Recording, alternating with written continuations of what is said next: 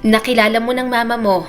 Ang papa mo, Goldie, hindi mo pa rin ba nakikilala hanggang ngayon? Natigilan si Goldie sa pagtusok ng ham. Hindi niya pa na itatanong ang tungkol sa kanyang ama. Simula nang makita niya si Alice na kanyang tunay na ina, mas ginugol nila ang panahon na magkasama. Sa dami ng nangyari at sa hirap na naranasan ni Goldie, ayaw niya munang mag-isip ng problema. Subalit ngayong tinatanong ni Lynette ang kanyang nanay-nanayan ang tungkol dito, hindi napigilan ni Goldie ang mag-isip. Sa picture niya lang nakita si Sergio, ang kanyang tunay na ama. Ang tanging alam niya lamang, naghiwalay sina Alice at Sergio na kanyang tunay na mga magulang pagkatapos niyang mawala noong bata pa. Ako, Ate Goldie, kilala ko ng tatay ko. Hindi si Tatay Junjun, si Tatay Dominic. Mabait naman siya kaso ayaw ko sa kanya kahit binibigyan niya ako ng pera at mga laruan. Hindi naman niya ako pinagtatanggol sa salbahing asawa niya. Saad ni Benok. Sinaway agad ni Lynette ang anak. Ikaw talaga, kung ano-anong sinasabi mo, hayaan mo na yung tatay mong yon. Nagsusustento naman siya ngayon. Salamat pero kung hahayaan ka na naman niyang sakta ng asawa niya, wag na lang. Napangiti si Goldie sa mag-ina. Masaya siyang makitang masaya na ang mga ito at ayos na ang buhay. Bumalik na rin ang dating sigla at kulay ni Lynette kaya alam niya tuloy-tuloy na ang pagling nito. Gayunpaman, minomonitor pa rin. Baka may tumubo na naman kasing bukol. Hindi ko pa natatanong si Ma tungkol sa papa ko. Hinahayaan ko muna, sabi ni Goldie. Hinihintay ko na siyang magkwento. Medyo may guilt din kasi ako naramdaman kahit hindi ko naman gusto. Ako pa rin ang dahilan kung bakit sila nag-away at nagkahiwalay noon. Nagsisisihan sila sa pagkawala ko. Hinawakan ni Lynette ang kanyang kamay. Pero nakita ka naman ni Ma'am Alice. Okay na ulit kayo. Malay mo, maging buo na ulit ang pamilya mo. Alam mo, saksi ako kung gaanong hirap ang pinagdaanan mo. Kaya masaya ako kung makikita kitang hindi lang maayos ang buhay, kundi kompleto at may ina at amang nagmamahal sa'yo. Hindi alam ni Goldie ang totoong kwento. Basta ang alam niya lang, step-sister ng kanyang ama na si Sergio Seria, ang taong may pakana ng pagkawala niya at nagtangka sa kanyang buhay. May koneksyon siya rito dahil nalaman niyang dinerecho ng lolo niyang si Guillermo lahat ng pamana sa kanya. Siya lang naman ang nag-iisa at tunay na apo ng mga Yebes. At walang balita ang kanyang lolo kay Sergio dahil galit ang kanyang ama sa sarili nitong ama. Sinisisi ni Sergio si Lolo Guillermo kung bakit namatay ang ina noon. Biglang naglaho rin na parang bula ang kanyang ama ni hindi alam kung nagtatago na ba sa kanilang lahat. Ayaw tanggapin ni Sergio ang lahat ng kayamanan ni Lolo Guillermo. Kaya ang ginawa na lamang ng kanyang lolo ang bumawi sa pamamagitan ng mga pamanang ari-arian sa kanya. Yun nga lamang nalaman ni Ria na siyang tita niya ang lahat ng yon. Kaya pinagtangkaan ang buhay ni Goldie. Oh, mukhang nandyan na si EJ sa labas. Sinusundo ka na. Imporma ni Lynette sa kanya. Napangiti agad si Goldie nang makita ang kanyang fiancé. Sige na, Nanay Lynette at saka Benok. Alis na po ako. Bibisita na lang po ulit ako rito kapag hindi na busy. Niyakap agad siya ni Lynette. Sige, mag-ingat ka ha. Natutuwa ako kapag bumibisita ka rito sa amin. May nakakakwentuhan ako. Medyo naiilang pa kasi akong kilalanin yung mga kapitbahay namin dito. Mahina na lang siyang tumawa. Masasanay ka rin, Nanay Lynette. Mababait naman sila rito. Saka masanay na kayo sa ganitong buhay dahil simula ngayon, hindi ko nahahayaang maghirap kayong mag-ina. Nandito ako palagi para sa inyo. Aalalay sa inyo. Pagkatapos ng paalam, lumabas na rin naman siya sa bahay ng mga ito. Mainipin pa naman ang kanyang fiancé na si EJ. Nang makapasok sa sasakyan, hinalikan niya agad ito sa pisngi. Kumusta ang araw mo? Tanong ni EJ sa kanya. Dito ka pala, dederecho. Hinahanap ka na ng mama mo. Napabuntong hininga si Goldie. Nalubat kasi ang cellphone ko, babe. Bakit ako hinahanap ni mama? May problema ba sa bahay? Pinaandar na ulit ni EJ ang sasakyan. Tumawag si Tito Sergio, ang papa mo. Nalaman niyang nahanap ka na ni Tita Alice. Napasinghap si Goldie. Talaga? Nasaan siya kung ganon? Makikita ko na ba siya? Tumango naman si EJ. Actually, nasa bahay na siya ngayon. Nalaman niya rin na may nagpanggap na Diana. Galit na galit siya dahil ngayon lang pinaalam ni Tita Alice. Bumaha ang kaba sa kanyang dibdib. Kung ganon, bilisan na natin. Baka nagtatalo pa rin sila hanggang ngayon. 2 buwan lang naman nagpanggap si Ana bilang ako dati. At nito lang din ako nakita ni Mama. Hindi niya dapat sisihin si Mama. Ayoko mag-away na naman ang mga magulang ko nang dahil sa akin. Hinawakan ni EJ ang kanyang kamay. Huwag mong sabihin yan. Alam kong nagigilty ka sa nangyari sa relasyon ng parents mo pero wala kang kasalanan. Hindi mo ginusto magkahiwalay sila nung mawala ka. Sadyang may mga masasamang tao lang ang nagtangkang sirain kayo. Hindi ko kasi maiwasang maramdaman, EJ. Kung hindi siguro ako nawala, baka kompleto pang pamilya namin hanggang ngayon. Malungkot na saad ni Goldie. Tipid na ngumiti si EJ. Isipin mo na lang, may dahilan ng Diyos kung bakit nangyayari ang lahat ng to. Tingnan mo, kung hindi dahil sa mga nangyari, hindi natin malalaman na tunay pala na masama ang tita mo. At least ngayon, wala nang banta sa buhay mo at kasama mo na rin si Tita Alice. At ako, fiancé mo na ako ngayon. Mahinang tumawa si Goldie. Talagang nakahanap ka pa ng paraan para isingit ang sarili mo, ah. Inip na inip ka na ba? Napakagatlabi naman si EJ. Hindi pa nga tayo kinakasal. Taling-tali na agad ako sa'yo. Gapos pa kung gusto mo. Malakas na humalakak si Goldie. Hala, baliw na baliw ka na pala sa akin. Napaungot naman ang binata. Ang tagal mong makagraduate. Kinindatan niya naman ito. 4 na taon na lang. Kaunting hintay pa. Gusto mo kinabukasan agad ng graduation ko, magpakasal agad tayo? Pasensya ka na. Yun kasi ang kondisyon ni Mama. Alam mo namang bumabawi siya sa mga bagay na ipinagkait sa akin nang mawala ako. Tumango naman si EJ at hinalikan ang kanyang kamay. Naintindihan ko, babe. Hanggang ngayon, hindi pa rin ako makapaniwala sa lahat ng pinagdaanan mo. Lumaki kang mahirap pero hindi ka sumuko sa buhay. Malaki pa rin ang pangarap mo at proud na proud ako sa'yo, Goldie. Wala akong karapatan para agawin lahat ng chance na yun mula sa'yo.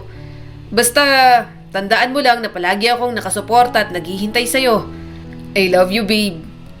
Parang hinaplos ang puso ni Goldie. I love you too. Maya-maya'y nakarating na rin naman sila sa mansyon. Ang kasambahay ang nagbukas ng pinto para sa kanilang dalawa. Nasa bungad pa lang si Goldie, sinalubong na agad siya ng kanyang ina. Good evening, Mama. Sorry, hindi ko nasagot ang mga tawag mo. Nalubat po ako. Nandyan daw po ang papa ko? Nag-aalangang tanong ni Goldie. Baka sa mukha ni Alice ang inis. Oo, medyo nagtalo na kami kanina. Kaya hindi ko na muna kinakausap. Pero ngayon, kalmado na ako. Gusto kanyang makita at makausap. Okay lang ba sa'yo, anak? Tumango naman agad si Goldie. Siyempre naman po, Mama. Subalit kung ayaw niyo po at hindi ka komportable, okay lang din naman po sa akin. Hinaplos ni Alice ang mukha niya. Kahit naiinis ako sa mga sinasabi sa akin ni Sergio, hindi ko ipagkakait sa'yo makita ang papa mo. Kaya sige na, nandun siya sa sala. Kayo munang mag-usap ha, aakyat na lang muna ako.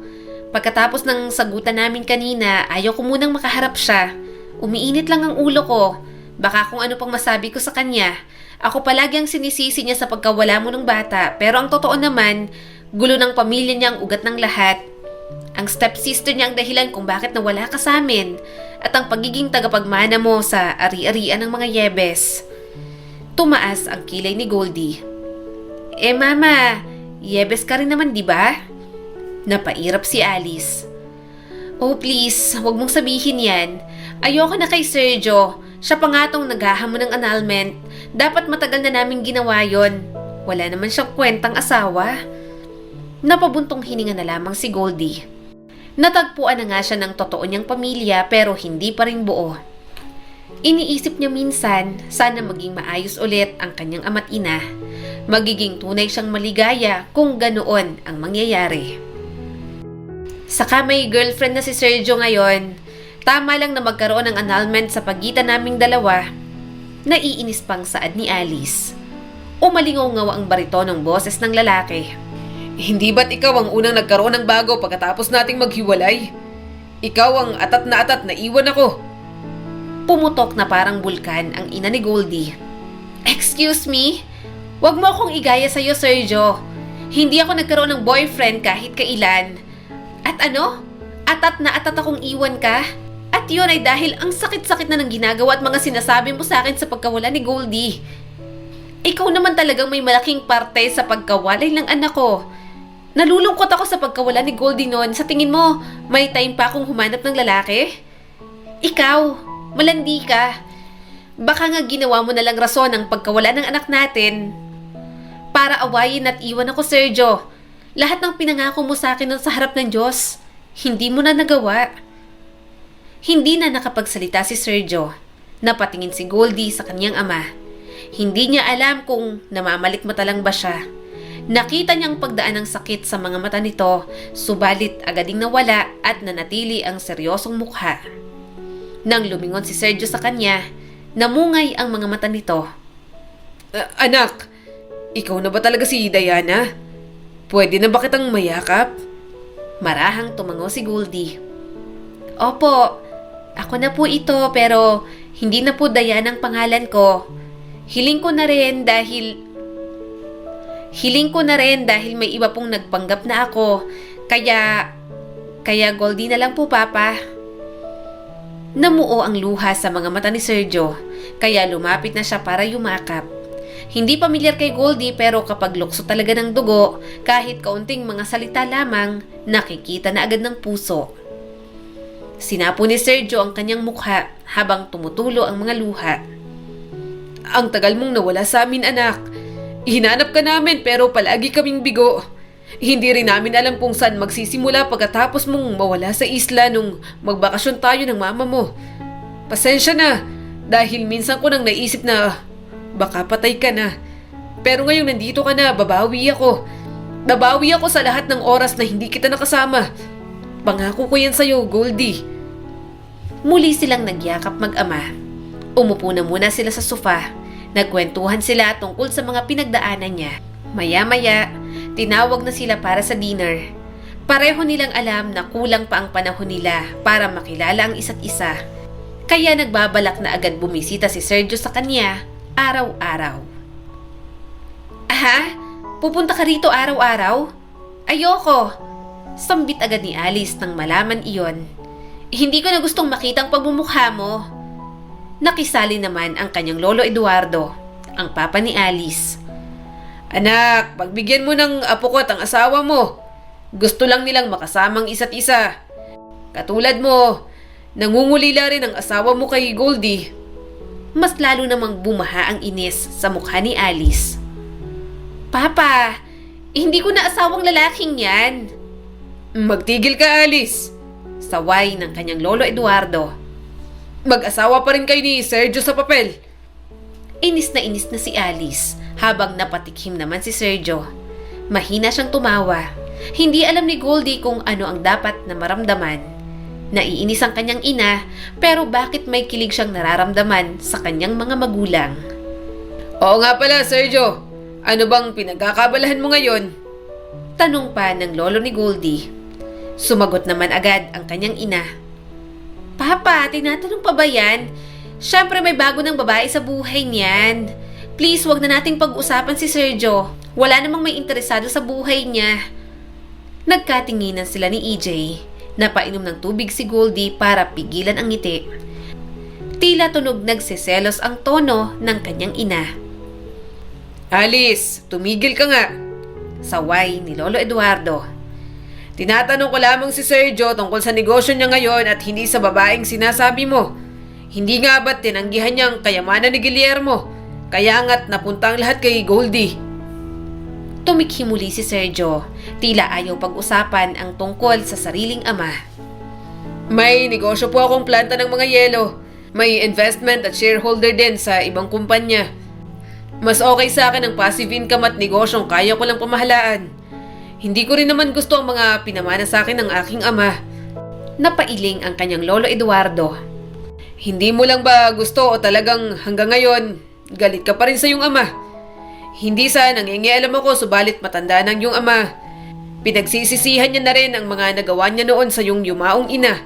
Bumabawi na siya sa iyo ngayon, kaya mahanap mo sana ang kapatawaran sa puso mo. Huminga ng malalim si Sergio. Susubukan ko pong magpatawad, pero mahirap pa rin lalo na't ang anak ng pangalawa niyang asawa ang dahilan kung bakit nawala sa amin ni Alice si Goldie. Hinawakan ni Alice ang kamay ni Goldie. Hanggang ngayon, hindi pa rin makapaniwala ang dalaga. Nasa loob lang din pala ng pamilya niya ang dahilan ng kanyang pagdurusa. At si Tatay Emil na kumupkop at minahal niya na parang tunay na ama, may kasalanan din pala kung bakit siya nawalay sa totoong mga magulang. Kahit wala na si Tatay Emil, pinoprotektahan niya pa rin ang mga alaala nito. Iniisip na lang ni Goldie na inalagaan naman siya nito sa abot ng makakaya. Mukha rin namang na-guilty ito sa ginawa at inasahan na rin na makita pa siya ng totoong mga magulang. Hindi nito iingatan ang bracelet na ibinigay ni Alice sa kanya kung hindi ito nagsisisi. Iniisip niya na lang din na wala na talaga itong choice noon, na ospital ang kanyang ate Gemma, kaya nagawa nitong gumawa ng masama. Babalik ako rito bukas, Goldie. Malayo pang biyahe ko. Gusto kitang makita araw-araw. Kaya gusto ko munang magstay dito sa mansyon. Mungkahin na rin ang Lolo Eduardo mo. Sabi ni Sergio sa kanya. Mas lalo lang nadagdagan ang iritasyon sa mukha ni Alice. At para na magpapayagan ko yon, pumayag na nga akong bumisita ka kay Goldie kahit ayoko. Tapos may bala ka pang magstay dito? Humalukip-kip ang kanyang ama. Malaki ang mansyon, Alice. Huwag kang magsalita na parang tatabi ako sa iyo at sa dati nating kwarto ako matutulog. Namula naman sa inis si Alice. Abat ang kapal. Nakakadiring isipin yan. Naguguluhan na si Goldie sa inaasal ng kanyang mga magulang. Alam niyang seryoso ang pag-aaway ng mga ito, pero bakit hindi niya mapigilang mapangiti sa mga sinasabi ng bawat isa? Parang aso at pusa lang kung mag-away ang dalawa. Malaki na si Goldie. Saad ni Sergio at bahagya siyang niyakap. Gusto niya akong makasama rin kaya wala ka nang magagawa. Araw-araw mo na lang pigilan ang inis mo sa akin, Alice. May karapatan din naman ako sa aking unika iha. Mahinang tumawa si Goldie. Sobrang kulit ng kanyang mga magulang. Tila pinag-aagawan siya. Kung wala lang bagong nobya ang ama ni Goldie, iisipin niyang may pag-asa pang magkabalikan ang mga ito. Parang kaunting tulak na lang, muling magkakaayos ang dalawa. At mas lalo niyang nakumpirma dahil sa naging reaksyon ni Alice. Anak, ano ba namang klaseng tanong yan? Gulantang na tanong ni Alice sa kanya. Nangingiti naman si Goldie. Hindi naman sa pinipilit kita, Mama. Pero seryoso talaga po bang wala ka nang nararamdaman para kay Papa? Nanlaki ang mga mata ni Alice. Of course, wala na talaga. Naiinis lang ako kay Sergio. Nasa tono pa rin ni Goldie ang pangaasar. Talaga po, Mama? Bakit hindi mo po masagot ng diretso? Mahal mo pa po ba si Papa o hindi na po? Nauutal naman ang kanyang ina. Hindi ko na sasagutin yan. Please, wag na nating pag-usapan. Tiningnan niyang mabuti si Alice. Iniiwasan talaga ng mama niya na pag-usapan ang nararamdaman nito. At sa mga ikinikilos ng kanyang ina, halatang mayroon pa nga. Mama, mahal mo pa si Papa, deklara ni Goldie. Napabuntong hininga si Alice at sumuko na rin. Oo, mahal ko pa rin ng Papa mo. Hindi naman nawawala yon. Asawa ko pa rin siya. Pero ang daming nangyari. Marami kaming mga salitang binitiwan sa isa't isa, anak. Nang mawala ka, napabayaan ko siya at napabayaan niya rin ako. Mahal ko si Sergio pero hindi ko na nararamdaman ulit ang dating sigla. Ang dating saya kapag kasama ko siya. Kapag nakikita ko si Sergio, palagi na lang mga pag-aaway namin noon ang sumasagi sa isip ko. At masakit yun para sa akin, Goldie. Nung panahong nawala ka, kung kailan ko mas kailangan ng makakapitan, saka naman siya sumuko sa akin. Niyakap ni Goldie mula sa gilid ang kanyang ina. Baka nga sobrang sakit para kay Alice ang lahat. Idagdag pang niloko at may nagpapanggap na siya. Naiintindihan niya naman ang nararamdaman nito. Pero hindi niya pa rin mapigilan ng umasa na sana maging buo sila ulit bilang isang pamilya. Marami ang naaapektuhan. Ayaw ko naman talagang sumuko pero nawala ang kapatid mo dahil sa sobrang stress ko sa paghahanap namin sa'yo. Pag-amin pa ni Alice. Napasinghap si Goldie. Bakit ngayon nyo lang po sinabi sa akin yan? May kapatid po ako?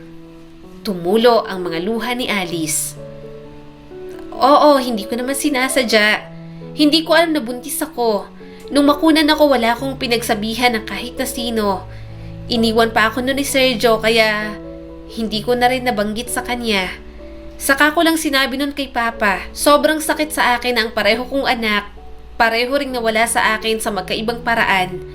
At pareho na dahil sa kapabayaan ko. Niyakap niya ng mahigpit si Alice. Mama, I'm sorry kung kailangan mong pagdaanan ng lahat ng to. Alam ko pong masakit na nawala ang kapatid ko. Hindi ko po alam lahat ng pinagdaanan ninyo pero ito lang po ang maipapangako ko. Hinding-hindi na po ako mawawala sa tabi ninyo. Sa lahat ng bagay, kakampi mo po ako, Mama. Babangon po ulit tayo. Magiging masaya po tayong muli. Tumango naman ang kanyang ina. Pinunasan ni Goldie ang mga luha nito. Mahal na mahal niya si Alice. Marami na silang pinagdaanang mag-ina, kaya ayaw niyang masaktan pa ito. Gagawin niya ang lahat para maging buo na ulit ang kaligayahan ni Alice. Sa mga sumunod na araw, naging tuloy-tuloy na nga ang pagbisita ni Sergio sa mansyon para sa kanya. Kapag bumibisita ito, chine-check niya palagi si Alice. Alam niya na kasi ang totoong nararamdaman ng ina kapag nakikita si Sergio. Papa, ang dami naman po nito. Marami pa naman po akong damit at mga sapatos. Pinamili po ako ni Mama nung nakaraan. Saad ni Goldie. Nasa mall sila ng araw na yon. Namasyal silang mag-ama. Kumain sa labas at pinag-shopping siya ni Sergio. Ayaw niya sana pero hindi naman ito mapigil. Napangiti ang kanyang ama. Goldie, ilang taon akong nawalay sa'yo. Hayaan mong bumawi rin ako sa'yo. Hindi lang naman ang mama mo ang pwedeng gumawa niyan. Napabuntong hininga na lamang si Goldie. Hanggang sa mga oras na yon, hindi pa rin talaga siya sanay sa yaman na mayroon siya. Parang ang hirap paniwalaan na ganoon siya kayaman. Bukod pa ang mga binibigay ng mga magulang niya. Parang noon lang, simple lamang siyang basurera at pahirap ang makahanap ng mga magagandang bagay sa basurahan. Bigla tuloy naisip ni Goldie ang kinalakihan niyang pamilya. Kahit wala na si Tatay Emil at kahit may kasalanan ito sa kanya, mahal niya pa rin naman ito. At ang nanay Cecil at ate Gemma niya, kahit ilang beses siyang pinagmalupitan at tinratong iba ng mga ito, mahal niya pa rin ang dalawa. Mahalaga kay Tatay Emil ang mag-ina, kaya mahalaga pa rin para kay Goldie ang mga ito.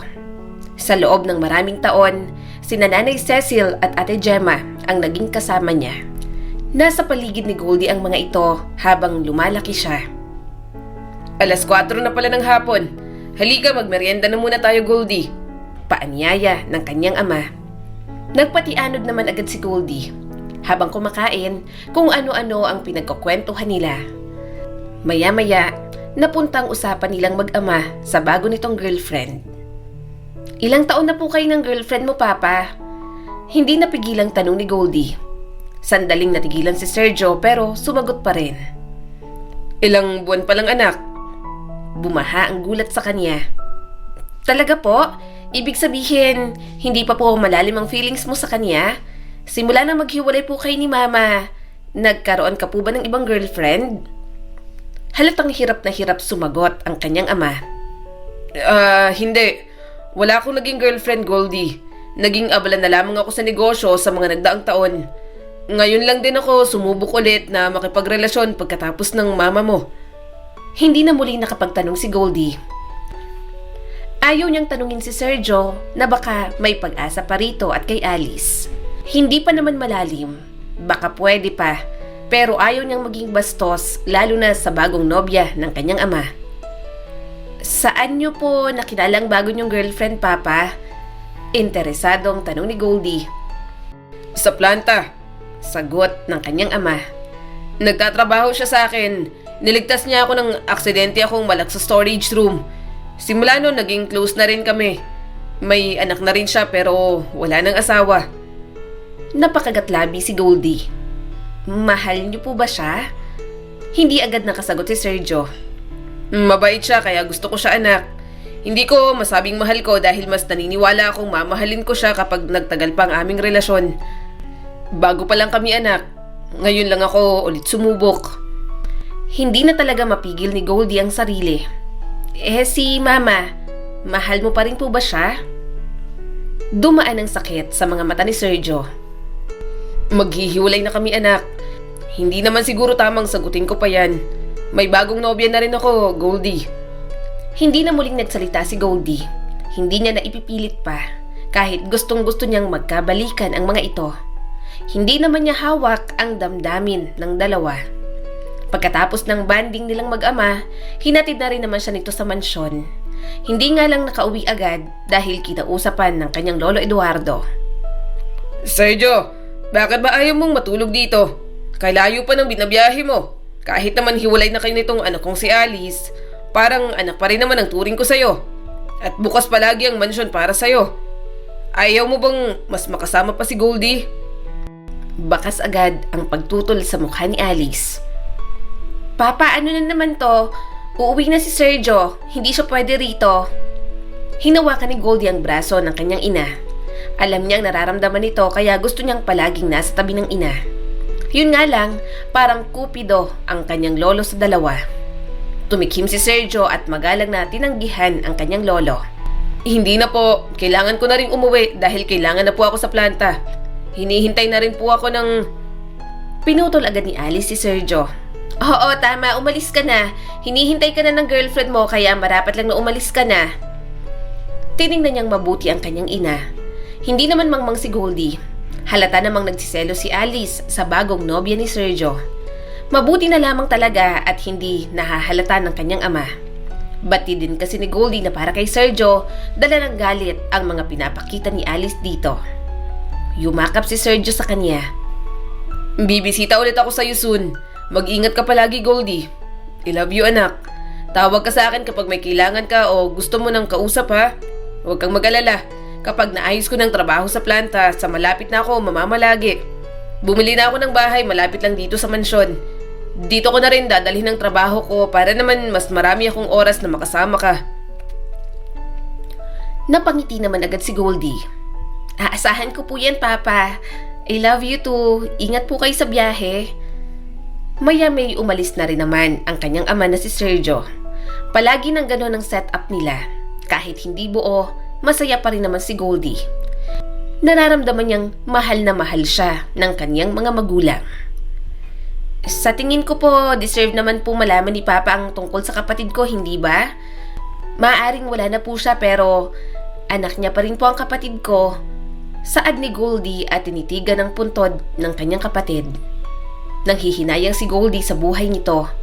Kung buhay lamang ang kapatid niya, baka hindi gaanong naging malungkot ang kanyang inang si Alice. Nawala man siya noong bata pa, at least may kakapitan pa rin ang kanyang ama't ina. Baka hindi naghiwalay sina Sergio at Alice noon. Pero iniisip na lang ni Goldie na may dahilan ang lahat ng mga nangyayari sa pamilya niya. Umiling si Alice. Hindi pa ako handa, anak. Kapag binuksan ko sa kaniyang tungkol sa nangyari sa akin noon, sa pagkawala ng kapatid mo, magbubukas na naman ng mga sugat sa nakaraan. Maaalala ko na naman lahat ng sakit. Sasabihin ko na lang siguro kay Sergio kapag magaan ang kalooban ko, Goldie. Kapag kaya ko na ulit isipin ang lahat ng masasakit na alaala na hindi ako labis na maaapektuhan ngayon. Hinagod ni Goldie ang braso ni Alice. Basta nandito lang po ako palagi sa tabi mo kahit ano po mangyari. Hinding-hindi na po kita iiwan, Mama. Sa mga lumipas na araw, naging payapa naman ang buhay ni Goldie kahit busy sa pag-aaral. Nakalipat na rin ang kanyang ama malapit sa mansyon. Madalas na rin siyang nabibisita. Kaya lang, kapag gustong makipagbanding ni Sergio sa kanya, natatamaan naman ang quality time nila ni Alice. Kaya ang nangyayari, nag-aaway ang kanyang ama't ina. Parehong gusto ang atensyon ni Goldie. At kapag nangyayari yon, walang magawa ang dalawa kundi maging magkasama rin. Sapagkat pareho niyang gustong makabanding. Ako ang magbabayad. Kami ang namili ni Goldie ng bag na gusto niya. Kaya huwag kang makialam dito. Naiinis na sabi ni Alice kay Sergio. Pero hindi rin naman magpapatalo ang kanyang ama. Pero dapat, time ko to kay Goldie na nakikisali ka. Kaya ako dapat ang sasagot sa lahat ng gusto niya. No! Pagtutol agad ni Alice.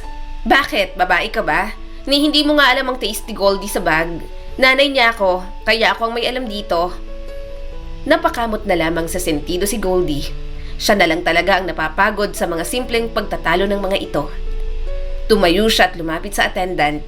Nilabas niya ang kanyang black card at siya nang nagbayad. Mama, Papa, tara na po.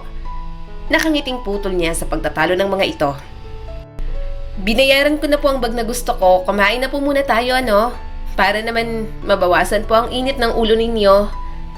Natahimik naman ang mga magulang ni Goldie. Parehong napahiya. Mahina na lang siyang tumawa at sumabit sa braso ng mga ito. Sa halip na mainis, medyo nasisiyahan siya. Tila ba nagpapaligsahan ng mga ito sa kanya, pero ang hindi alam ni na Alice at Sergio, pantay naman sa puso niya ang mga ito. Kahit ganun ang setup, masaya pa rin si Goldie. Kontento na siya roon. Sobra-sobra pa nga ang binibigay na pagmamahal at pag-aalaga ng kanyang mga magulang. Kahit 20 na siya, hindi pa rin maaawat ang mga ito sa pag-aalaga at pag-baby sa kanya. Sinasabing bumabawi lang para sa mga panahong hindi nakasama si Goldie noong bata pa ito. Subalit, sa lahat ng saya sa kasalukuyan, may mga taong magbabalik mula sa nakaraan. Sorry babe, matagal pa ako, traffic eh. Tapos may dinaanan pa ako sa bookstore for school. Ako na lang ang dadaan sa mansion niyo, okay? Miss ko na rin si Lola Gloria. Ako na lang ang pupunta sa inyo. Imporma ni Goldie sa kabilang linya habang nagmamaneho. Sumagot naman agad si EJ. Sige, hintayin kita. Mag-ingat ka, babe. Okay babe, bye. Pagkababa ng tawag, umabante siya ulit. Naiinip na si Goldie sa traffic. Hindi naman madalas traffic sa lugar na yon, pero hindi niya alam kung anong meron sa araw na yon. Napatingin na lamang siya sa paligid. Kumunot ang noo ni Goldie nang makitang isang pamilyar na babae. Ate Gemma? Mabilis niyang itinabi sa gilid ang sasakyan niya. Si Gemma lang naman ang kinalakihan niyang kapatid, ang anak ni na Emil at Cecil. Mahirap sila noon at hindi naman sa minamaliit niyang kapatid na naging malupit sa kanya noon, pero nagulat lang siyang makita itong nasa kahabaan ng mga high-end na bar. At mukhang lasing na lasing pa si Gemma habang inaalalayan ng isang lalaki. Kahit naging masama kay Goldie ang dalaga noon, para sa kanya, kapatid pa rin siya na nag-aalala para rito. Bitiwan mo siya! Seryosong sabi ni Goldie at hinawakan ang braso ni Gemma. Inis na inis naman ang binata at napamura. Ano? Lasing ang kapatid ko, saan mo siya dadalhin? Giit pa ni Goldie. Kumunot ang noo ng lalaki. Pwede ba? Huwag kang makialam sa amin. Gusto mo pang sirain ang magandang gabi namin. Umiling si Goldie. Pinilit niyang gisingin ang lasing na si Gemma. Naalimpungatan naman ito pero nang makita siya, mabilis siyang itinulak. Anong ginagawa mo rito? Galit nitong tanong. Nagtangka pa siyang hawakan ng dalaga. Ate, huwag mo nga akong tawaging ate. Hindi kita kapatid. Ikaw ang dahilan kung bakit namatay si tatay. Kasalanan mo lahat. Mas mahal ka ni tatay sa akin nung nabubuhay pa siya. Salot ka sa buhay ko. Bulalas pa ni Gemma. Dumaan ang sakit sa mga mata ni Goldie. Ate, hindi totoo yan. Mahal na mahal ka ni Tatay Emil kung alam mo lang. Halika na, sumama ka na sa akin. Hindi mo naman yata kilala yung kasama mo. Pilit siyang itinulak ni Gemma. Huwag ka nga sabing mangialam. Umalis ka sa harapan ko. Kahit anong pilit ni Goldie, hindi pa rin nakinig si Gemma sa kanya. Kahit ang lalaking kasama nito, tinutulak na siya. Wala siyang nagawa, kundi tingnan na lang si Gemma na isakay ng lalaki sa sasakyan nito. Nag-aalala man, hindi niya rin naman mapipigilan ang itinuturing niyang ate. Bumalik na agad si Goldie sa sariling sasakyan. Habang nagmamaneho, iniisip niya kung nasan ba sina Ate Gemma at Nanay Cecil. Pinuntahan niya ang mga ito sa pabahay na binigay ng kanyang mama Alice pero wala naman ang mga ito roon. Kaya nagulat siyang makita si Gemma sa ganoong klase ng lugar. Sa labis na pag-iisip, Hindi niya namalayang may babangga sa kanyang isa pang sasakyan. Huli na bago siya makaiwas. May naramdaman siyang likido sa kanyang noo bago unti-unting nagdilim ang lahat. Nagising na lang siyang nasa ospital na. Goldie anak, Diyos ko gising ka na, anong pakiramdam mo? Umiiyak na tanong ng kanyang mama Alice. Sergio, bilis tawagin mo ang nurse at doktor. May malay na si Goldie. Nagpatianod naman agad ang kanyang amang si Sergio. Babe, kumusta ang pakiramdam mo? Bulong naman ni EJ sa kanya. Napakurap si Goldie. Naguguluhan pa rin siya. Gusto niyang magsalita pero parang walang boses na lumalabas sa bibig niya. Maya-maya, dumating na ang mga nurse at doktor. Tinitingnan kung stable siya. Saka pa lang siya roon nakasagot. Nalaman niya rin na napuruhan ng mga binti niya kaya kailangang i-cast ng mga ilang buwan. Anak, sobrang nag-aalala ako sa'yo. Naluluhang sabi ni Alice at marahan siyang niyakap. Ngayon na lang tayo nagkasama ulit kaya para akong nawala ng hininga nang malaman kong naaksidente ka. Hindi ko nakakayanin kung mawawala ka ulit sa akin, Goldie. Pinilit niyang ngumiti. Huwag po kayong mag-alala, Mama. Okay lang po ako, minor accident lang naman po ang nangyari sa akin. Kahit na, nag-aalala pa rin ako. Kapag gumaling ka, hindi ka muna magdadrive. Natatakot na ako. Baka may mangyari na namang masama sa'yo. Giit pa ni Alice. Tumango naman agad si EJ. Huwag ka pong mag-alala, Tita Alice. Simula ngayon, ako na po ang magmamaneho para kay Goldie. Hinaplos ni Sergio ang kanyang buhok at hinalikan siya sa noo. Huwag mo na uulitin yung Goldie. Pinag-aalala mo kami ng mama mo. Dahil sa nangyari sa'yo, magbabaksyon muna ako mula sa trabaho. Gusto kong nasa tabi mo habang nagpapagaling ka. Natigilan sa paghikbi si Alice at tumingin kay Sergio. Ano? Napabuntong hininga si Sergio. Nakausap ko ng papa mo. Mananatili muna ako sa mansyon ng ilang araw. Nadala na sa guest room ang mga gamit ko. Nanlaki ang mga mata ng ina ni Goldie. Hindi pwede, ayoko. Hindi ka pwede sa mansyon. Wala ka nang magagawa, Alice. Isang tabi mo muna yung galit mo sa akin. Ang mahalaga ngayon, si Goldie. Gusto kong pareho tayong nasa tabi niya habang nagpapagaling siya. Tumingin sa kanya si Sergio at matamis na ngumiti. Sumilay din ang ngiti sa mga labi ni Goldie. Naaksidente siya pero bakit pakiramdam niya dapat na ipagpasalamat yun sa Diyos. Dahil doon, mas makakasama niya ang kanyang mga magulang. Kahit saglit lang, mararamdaman niya ang buong pamilya. Bukod doon, gusto niya rin na magkaroon ng matinong usapan sina Alice at Sergio. Yung walang away at sagutan. Nais ni Goldie na magkaroon ng closure ang dalawa para hindi na masakit sa dibdib ng kanyang ina. Hinawakan ni Goldie ang kamay ni Sergio. Sige po, Papa. Masaya po akong magstay po kayo sa mansyon. Tumingin si Goldie kay Alice. Mama, sige na po ha. Ihiling ko po sa'yo to, pagbigyan mo na po ako. Please? Walang nagawa si Alice kundi ang pumayag. Ano pa bang magagawa ko? Ikaw nang humiling, Goldie. Alam mo naman kahit ano gagawin ko para sa'yo, anak. Mas lalong napangiti ang dalaga. Thank you, Mama. Simula ng araw na yon, nanatili na nga muna sa mansyon si Sergio. Pareho siyang alagang-alaga ng kanyang mga magulang. At kapag nakikita ni Goldie na bahagyang umaayos ang pakikitungo ni Alice kay Sergio, mas lalo lamang nagagalak ang kanyang puso. Lahat ng suporta binibigay ng kanyang pamilya. Kaya hindi na nagtataka si Goldie kung mabilis ang pag-recover niya mula sa aksidente. Nasaan po si Papa? Tanong ni Goldie sa kasambahay. Nagkibit balikat naman ito. Hindi po namin alam, hindi pa po lumalabas simula kaninang umaga. Tingnan nyo na lang po sa kwarto, Ma'am Goldie. Tipid siyang napangiti. Salamat po. Paika-ika siyang naglakad sa guest room kung saan tumutuloy ang kanyang ama. Pero nakailang katok na siya, wala pa ring sumasagot. Kaya binuksan niya na lamang para silipin. Ha? Ang linis ng kama, nasan ba si Papa? Napatanong na lamang si Goldie sa sarili. Dahil hindi makita si Sergio, pumunta na lang si Goldie sa kwarto ng kanyang mama. Sanay naman siyang basta pumapasok na lamang doon. Subalit, labis ang gulat niya nang makita sina Alice at Sergio na magkatabi sa kama. Parehong hubad at tanging kumot lamang ang takip sa katawan ng mga ito. Naalimpungatan si Alice at napalingon sa katabi. Gulat na gulat ito at biglang napatayo. Sergio, anong ginagawa mo rito?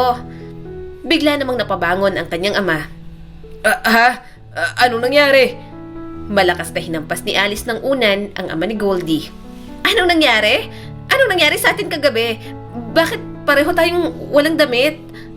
Nagmamadaling nag-agawan sa kumot ang dalawa. Hindi alam ni Goldie ang kanyang gagawin. Kahit siya, naguguluhan na rin sa mga nangyayari. May nangyari po sa inyo kagabi? Hindi ba, Papa? Hindi maituloy ni Goldie ang gustong sabihin. Wala! Anong mangyayari? Natatarantang sagot ng kanyang mama at pilit na pinapalabas si Sergio sa silid. Tiningnan ni Goldie ang kanyang ama na parang gulong-gulo na rin. Mag-asawa pa rin naman ang kanyang mga magulang. Normal na sa mga ito yon. Pero hiwalay na sina Alice at Sergio. May bagong girlfriend na rin ang papa niya. Hindi naman mangmang si Goldie para hindi maintindihan ang mga nangyayari. Alice! Tawag pa ni Sergio, tila nanghihina sa lahat. Labas! Sigaw ni Alice. Ilang sandali pa, sila na lang ang naiwan ng mama niya sa loob. Hindi na napigilan ni Goldie ang lumapit sa kanyang ina. Mama, akala ko ba hiwalay na kayo ni Papa? Ano po yon? Tanong ni Goldie. Sinapo ni Alice ang ulo. Hindi ko rin alam, anak. Huwag mo na lang tanungin, Goldie. Hindi magandang mapasama ka pa sa mga diskusyon namin ni Sergio. Hinagod ni Goldie ang likod ng kanyang ina. Mama, hindi na po ako bata. Pwede ka pong magsabi sa akin ang nararamdaman mo. Lagi po akong makikinig sa inyo. Mahalaga rin po sa akin ito dahil mga magulang ko po kayo.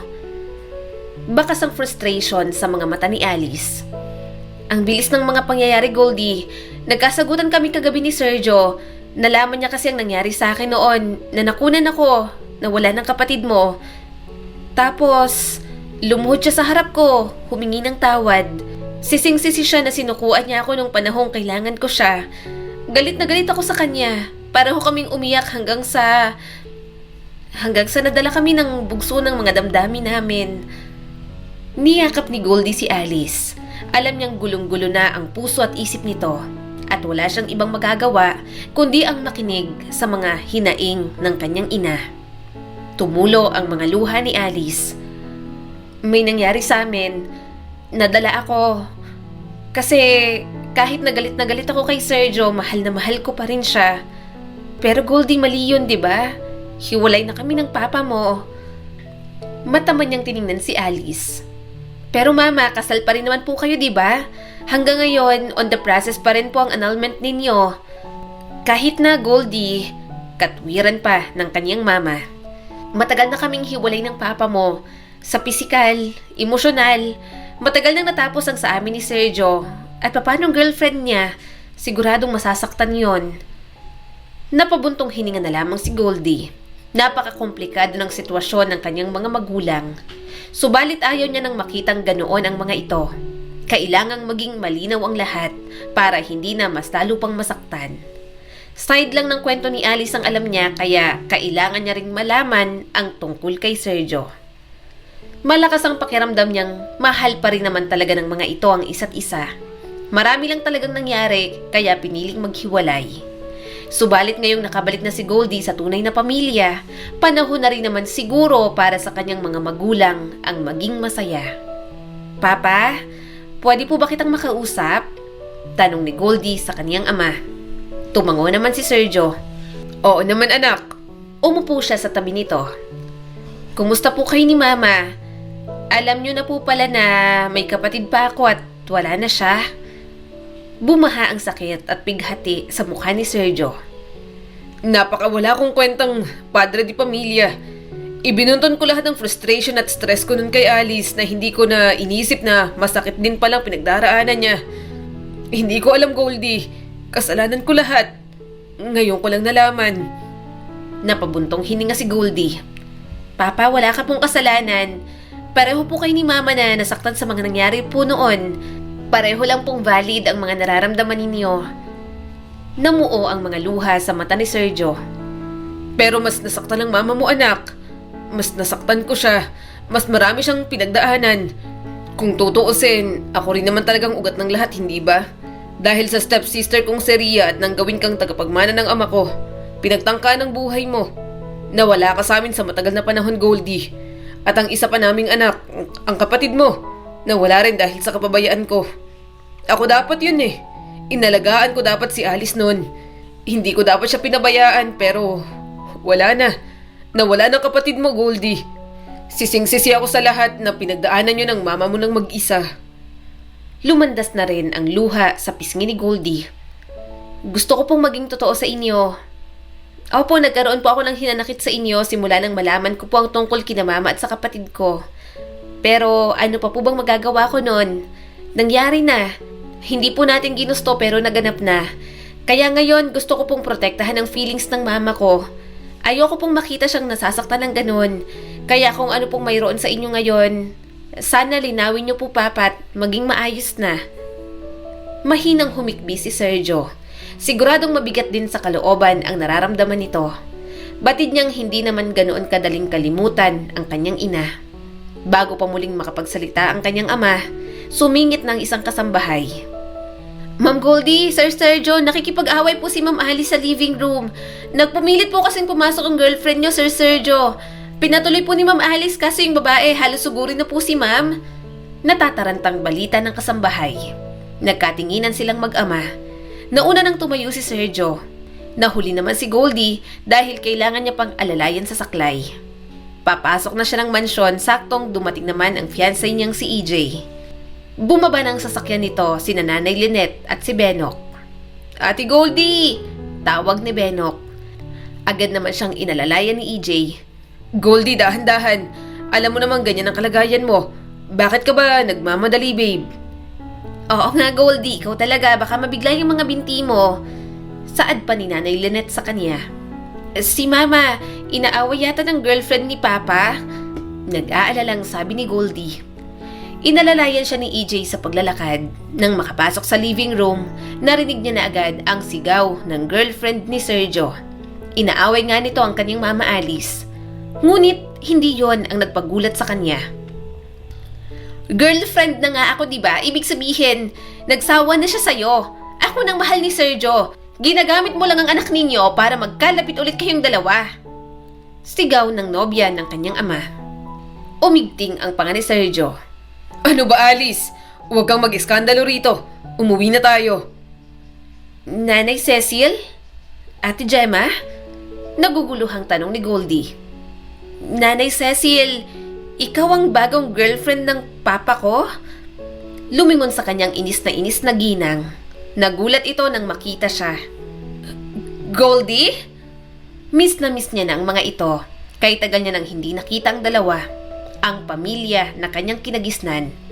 Pero sa mga nakita niyang ginawa ng mga ito sa kanyang Mama Alice, hindi niya magawang yakapin ang mga ito. Anong kalokohan to? Bakit may nagwawala sa pamamahay ko? Tanong ni Lolo Eduardo at namumula sa galit habang nakatingin kina Nanay Cecil at Ate Gemma. Mga walang delikadesa! Anong karapatan nyo para pagsalita ng ganyan ng anak kong si Alice? Lumapit si Alice sa ama. Papahayaan nyo na po. Paalisin ko na po sila. Sorry po sa gulo. Hindi na nakapagsalita si Nanay Cecil at Ate Gemma. Bakas pa rin ang gulat sa mukha ni Nanay Cecil habang nakatingin kay Goldie. Para bang hindi makapaniwalang nandoon siya sa mansyon na iyon. Hoy! Goldie, anong ginagawa mo rito? Ano? Inasawa mong matandang to kaya feeling mo mayaman ka na ngayon? Pokpok ka na pala? Pangiinsulto ni Gemma sa kanya. Napasinghap si Alice at pinagtanggol agad siya. Iha, mag-ingat ka sa pananalita mo. Anak ko ang sinasabihan mo ng ganyang mga salita. Baka gusto mong idemanda kita. Mga bastos! Galit na sigaw ni Lolo Eduardo. Magpatawag kayo ng pulis! Sino ba ang mga hampas lupang ito para laitin ang pinakamamahal kong apo? Ano? Anak? Anak niyo ni Sergio si Goldie? Hindi makapaniwalang tanong ni Nanay Cecil. Hinawakan ni Alice ang braso niya. Oo, anak namin kaya wala kayong karapatang sabihan ng kung ano-ano ang unikaihan namin. Lalo na't nasa sarili namin kayong pamamahay. Imposible! Mapaklang tumawa si Ate Gemma. Basurera lang naman ang babaeng yan dati ah. Baka naman niloloko lang kayo niyan. Huwag kayong magpapaniwala dyan. Siya ang may dahilan kung bakit. Gemma! putol agad ni Nanay Cecil. Hindi na mapigilan ang galit ni Alice. Ang mabuti pa, Sergio, alisin mo ng dalawang to. Isang pangiinsulto pa sa pamilya namin. Ipapabilanggo ko na talaga sila. Baka sa mukha ni Sergio ang pagkapahiya, galit at kaguluhan sa mga nangyayari. Pasensya na. Aayusin ko to, Papa. Pasensya na po. Hindi. Galit na sigaw ni Lolo Eduardo. Ipabibilanggo ko ang dalawang yan. Hindi ako makapapayag na niyuyurakan ng kahit na sino ang pagkatao ng aking anak at ng aking nag-iisang apo. Ang lakas ng loob sumugo dito. Ikaw, Cecil, hindi ka ba nag-iisip? Nobya ka lang. Asawa pa rin ni Sergio ang anak ko. Kung sa karapatan lang naman, mas may karapatan si Alice. Nanlaki palalo ang mga mata ni Cecil. Anong sabi mo, tanda? Cecil, Hindi na napigilang sigaw ni Sergio. huwag mo silang bastusin. Naiiyak na si Goldie. Gusto niyang maging maayos na pero mas lalo lang ginagalit ng Nanay Cecil ang kanyang lolo at mama. Kahit di naman siya nagagalit at nasasaktan sa mga sinasabi ng mga ito tungkol sa kanya. Hinagod ni Goldie ang likod ng matanda. Lolo Eduardo, hayaan niyo na lang po sila. Huwag na po natin palakihin ito. Pero ayaw pa rin magpatinag ni Lolo Eduardo. Hindi ako papayag na basta na lang makaalis ang mga to pagkatapos ng mga sinabi nila tungkol sa atin. Pero Lo, sila po ang kinalakihan ko. Asawa po siya dati ni Tatay Emil. Siya po ang kinalakihan kong ina at si Ate Gemma bilang kapatid. Pag-amin ni Goldie sa mga ito. Mas lalong nagulat ang mga kasama ni Goldie sa bahay. May ideya na ang kanyang inang si Alice pero hindi na rin naman ito masyadong kinilala. Hindi na rin naman siya nagkwento dahil kay Tatay Emil lang siya may magandang alaala. At si Sergio mukhang wala ring ideya sa lahat. Hindi alam ni Goldie kung matatawa na lang siya sa liit ng mundo at kung gaano sila pinaglaruan ng tadhana. Ano? Kayo ang umampun kay Goldie? Hindi makapaniwalang tanong ni Sergio kay Nanay Cecil. Nanginginig ang mga labi ni Cecil. Hindi ko alam na anak mo pala siya. Malay ko ba? Inampun lang naman niya ng dati kong asawa. Alam mo, mabuti pa umuwi na lang tayo. Tara na, Sergio. Pero iba na ang kutob ni Alice. Inampon o alam mong kinuha ng asawa mo? Si Ria ang nagutos kay Emil sa dati mong asawa na pagtangkaan ng buhay ni Goldie. Talaga nga bang wala kang alam? Mas lalong nataranta at nagalit si Nanay Cecil. Anong pinagsasasabi mo? Wala akong alam sa mga sinasabi mo. Tumulo ang kanyang mga luha. Ayaw ni Goldie na pag-isipan ng masama si Nanay Cecil. Kahit ilang beses siyang tinrato na parang basura ni Nanay Cecil at Ate Gemma, mahal na mahal niya pa rin ang mga ito. Pinaniwala niya ang sarili na wala lang talagang choice ang mga ito kaya nagawa yun sa kanya. Mabilis na ang paghinga ni Sergio. Kumuyom ang mga kamao nito. Bakas na ang galit habang nakatingin kay Nanay Cecil. Mahigpit na hinawakan ni Sergio si Cecil sa braso. Magsabi ka ng totoo. Bumaha ang takot sa mga mata ng ginang. Nagsasabi ako ng totoo, Sergio. Ano ba, nasasaktan ako? Mas lalong umigting ang panga ng kanyang ama. Anong kinalaman niyo sa pagkawala ni Goldie noon? Kilala mo ba si Ria, ang stepsister ko? Nakakausap mo pa rin ba siya? Nasa bilangguan na siya ngayon pero ongoing pa rin ang kaso at alam kong marami pa rin siyang galamay sa labas. Sergio, naluluhang sambit ni Nanay Cecil. Sumagot ka! Halos pumutok ng ugat sa leeg ng kanyang ama. Oo! Takot na sigaw ni Nanay Cecil. Kilala ko! Simula nang pumanaw si Emil, nagkaroon na ulit kami ng kontak. Inutusan niya akong akitin ka at piliting makipag-anal kay Alice dahil alam niyang may ibibigay pa rin naman na sa'yo si Don Guillermo. At kung magiging asawa mo ko, magkakaroon ako ng karapatan. May ibibigay ko rin naman sa kanya yon. Pero Sergio, maniwala ka. Minahal kita. Mahal na kita. Hindi ko rin alam na si Goldie ang anak mo. Saka ko lang napagtagpi-tagpi nang makita ko siya ngayon dito. Marahas na binitiwan ni Sergio si Nanay Cecil. Mga manluloko at sinungaling kayo. Kayo dapat ang sisihin sa lahat. Nagustuhan kita at yung anak mo dahil parang binuhay niyo ang pangarap kong pamilya nun. Pero niloko niyo lang pala ako. Sa mga makakasarili at masasamang katulad ninyo. Dahil sa inyo nasira ang totoong pamilya ko. Nawalang anak namin ni Alice. at pumanaw pang isang anak namin. Hindi ko kayo mapapatawad. Magbabayad kayo sa ginawa ninyo. Napapikit si Goldie. Sunod-sunod na tumulo ang kanyang mga luha. Gusto niya pang ipagtanggol. Gusto niya pang mahalin dahil baka kaya pa. Pero sagad pala talaga ang kasamaan ni Nanay Cecil. Mas wala itong konsensya kesa kay Tatay Emil. Nanay, lumuluhang tawag niya rito. Kahit ilang beses niyong pinaramdam sa akin na hindi niyo ako mahal nung bata.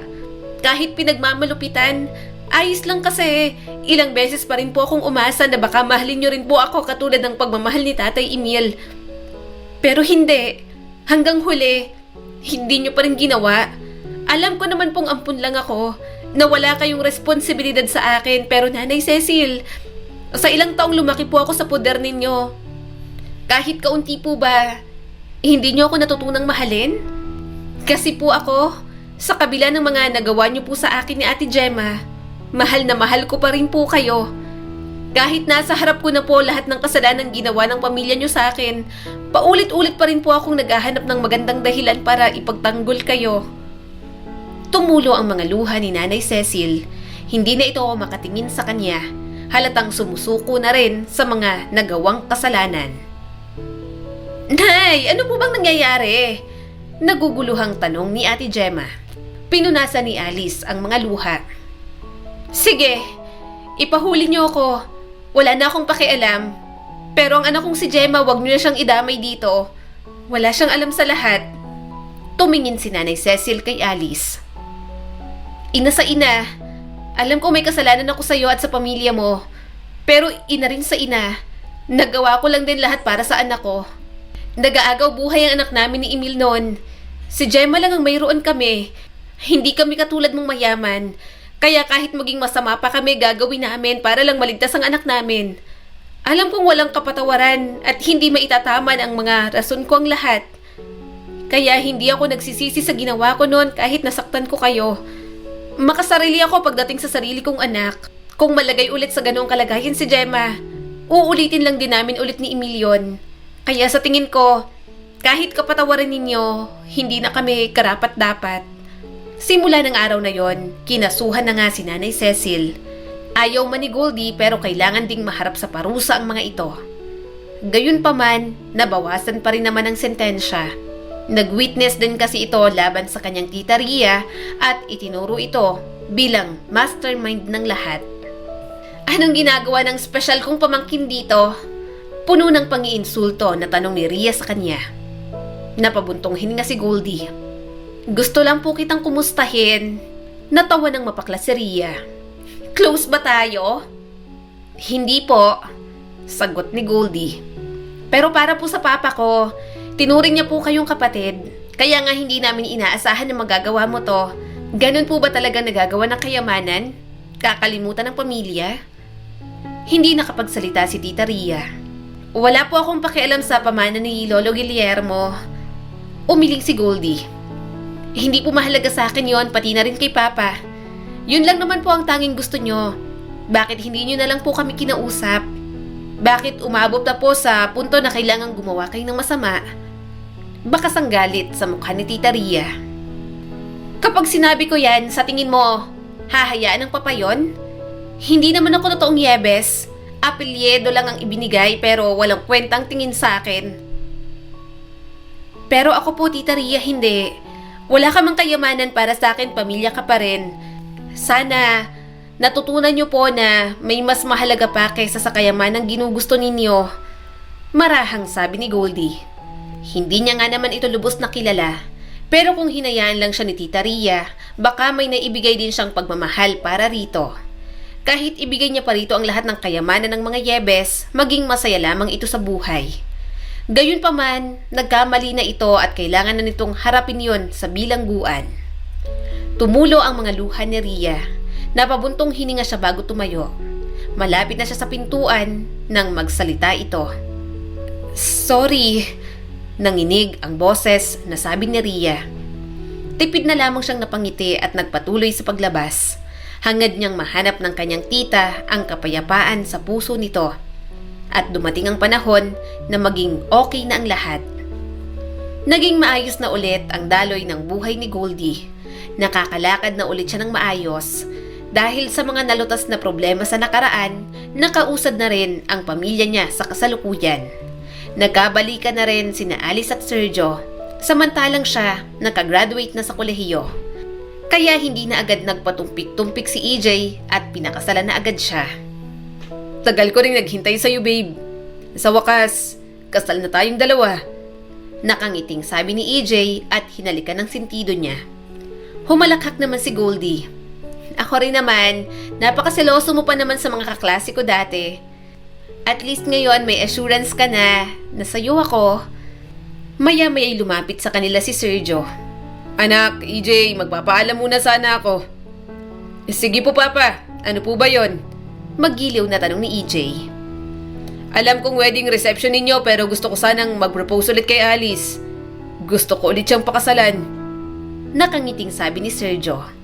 Mahinang napatili si Goldie. Talaga po? Ano pong gagawin? Plano nilang ibigay ang bulaklak kay Alice na dapat ay ihahagis niya. Pagkatapos, doon naluluhod si Sergio para mag-propose. Alam niyang moment nila yun ni EJ pero mga magulang niya naman ang magpapakita ng pagmamahalan ng mga ito. Marami nang pinagdaanan ng dalawa, kaya siya ang unang magiging masaya kung ikakasal muli sina Alice at Sergio. Alice, will you marry me again? Ulitin natin ang mga pangako natin sa harap ng Diyos at magsama ulit tayo ng mas matatag kesa noon. Madamdaming sabi ni Sergio. Lumandas ang mga luha ni Alice. Oo naman mahal, magpapakasal pa rin ako sa'yo. Mahal na mahal kita, Sergio. Nagpalakpakan at nagsigawan ang mga guests nang magyakapan ang mga magulang ni Goldie. Naluluha siya sa saya kaya panay ang punas ni EJ sa mga luha niya. Parang noon lang, simpleng basurera lamang siyang nagpapakahirap makahanap ng pera at pagmamahal. Habang nakatayo si Goldie, napapalibutan ng tawanan ng kanyang pamilya at ang init ng kanyang bagong asawa, nakaramdam siya ng labis na pasasalamat. Ang mga pakikibaka sa kanyang nakaraan, ang mga araw ng kahirapan at kawalan ng pag-asa, tila isang malayong alaala na lang ngayon. Alam niyang ganap ng binago ng Diyos ang kanyang buhay. Nagpapasalamat siya sa bawat pagpapala. Hindi lang sa karangyang mayroon siya, kundi sa kayamanan ng kanyang puso na puno ng pag-ibig at pag-asa. Ang kwentong ito ay nagpapaalala sa atin na anuman ang mga unos na ating kinakaharap, ang pamilya ang angkla na nagbabalik sa atin sa dalampasigan para makaahon ulit. Tandaan din natin na minsan kailangan ng pahinga para malaman ng pamilya natin kung gaano tayo kahalaga sa isa't isa. At kapag nagsama muli, hindi na matitibag at mas malakas na kesa sa dati. Muli, eto po si Skylar Guro at sana may bago na naman kayong natutunan sa kwento natin ngayon. Maraming salamat po.